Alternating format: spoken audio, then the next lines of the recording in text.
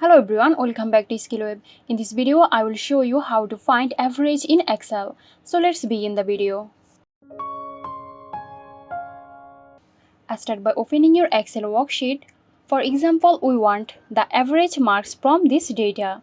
So we will put a formula, type an equal and write average, open parenthesis, and now select the cells you want to have average from.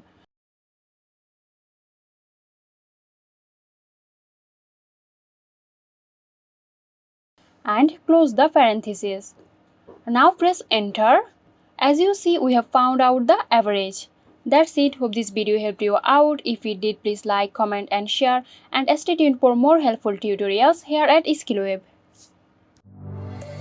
This video is sponsored by Zerosoft. Zerosoft offers graphic design, UI UX design, digital marketing and web development. Elevate your brand with Zerosoft today. For more details, check the description box.